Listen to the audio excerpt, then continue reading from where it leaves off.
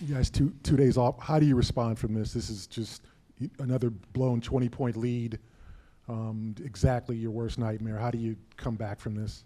Yeah, I mean, you just take a look at it, figure out where you have to be better, and put a full 48 minutes together. So I have an understanding that it's going to be difficult, but that's why we do what we do, and figure out where we have to get better and do that.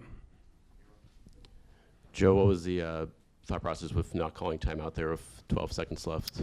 Had one left, got a good look on the exact same play 20 seconds earlier, tried to execute the exact same thing. They did a better job of their lower pickup point, and we weren't able to get the advantage that we had on the last Tatum dunk. So good full court setting. They subbed out Towns, weren't able to sub out Brunson, had action there, and we just didn't execute. And then but how much is the time consideration a factor there with 12, like giving yourself a couple cracks at it? If you advance the ball there potentially. Yeah, I mean, absolutely. So you don't know that at the point of JT was driving left. Thought he had a good look, saw it at an angle, didn't shoot it, and ran out of time.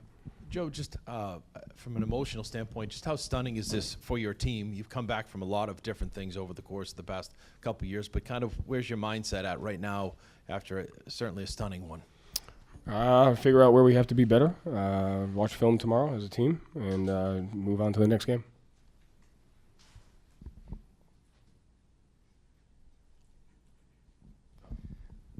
Joe, you talk about poise a lot.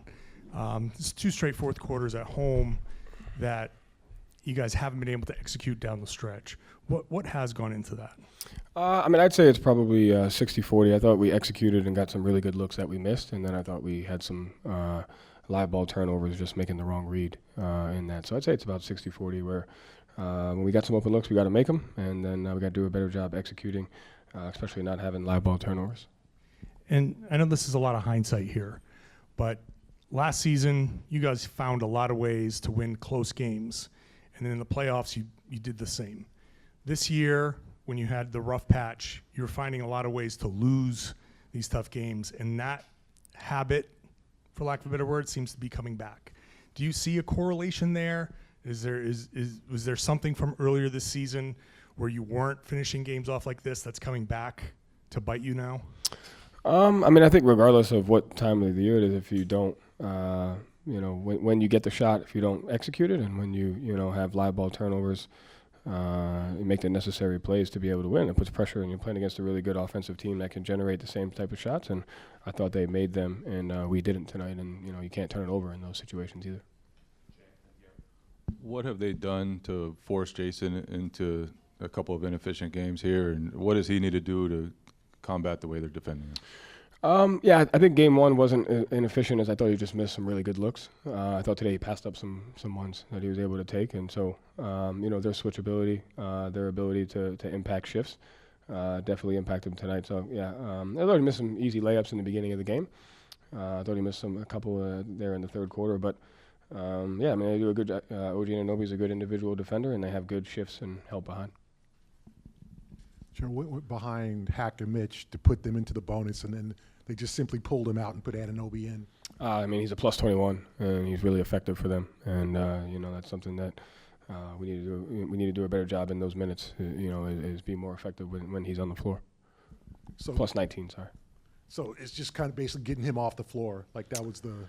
If you can, yeah. We have to do a better job of offensively attacking him, attacking the team when he's in. And, obviously he poses a threat on the offensive end with his offensive rebounding. So we got to do a better job of winning those minutes for, him to be plus 19. He's one of the reasons why they were able to win the game tonight.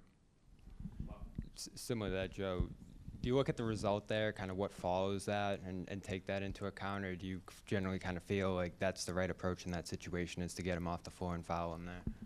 What do you mean? Like they go on a run at, Towns goes at Horford right after that and gets a 3-point play. They end up winning the game right after that. Do you see that as related, or do you kind of see that as No, that has nothing to do with it. On the 3-point play, there was a pin and screen for Brunson. We just had a miscommunication. He sent 2 at the ball, and then Josh Hart got a layup, and then that led to a Towns offensive rebound. So those two things don't go together.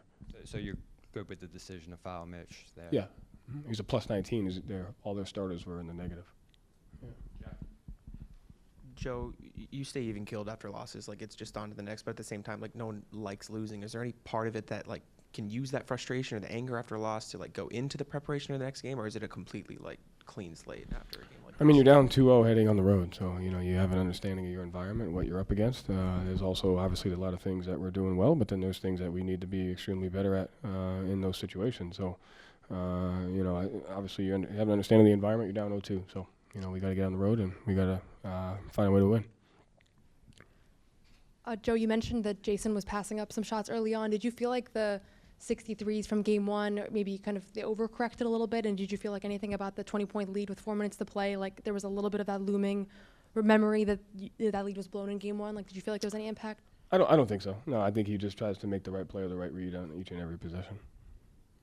Joe, on the live ball turnovers and misses in the fourth, do you feel like that's some inefficiency on your group's part, or do you feel like the Knicks are also obviously taking things away and making them difficult? Yeah, I mean, you got to give them credit. They're a well-coached, good team. So, yeah, I mean, I think it's both. I think it's on us. It's on me. Call better plays. It's on them, our guys, to make better reads. And, obviously, the Knicks are doing a good job defending us.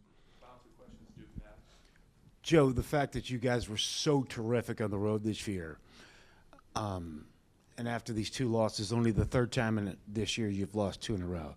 Do you take solace in the fact that your team almost has played better? They have played better on the road this year. I mean, just take solace in the fact that we got a chance. We have a challenge ahead of us, and we got a chance to go after it together, and we got to do it. So we don't really have a choice, and just got to figure it out. Obviously, the way these losses transpired, it's unusual to have the 2 20-point leads and late in the second half. How do you avoid, a mental fracture from that and not let something like this affect guys' mindset and kind of focus moving forward? I mean, I don't think that'll happen. I just kind of trust the type of guys that we have. At the end of the day, we got to just find a way to win. Done it before. We just got to, continue to try to do that. Thank you, Joe. Thank you.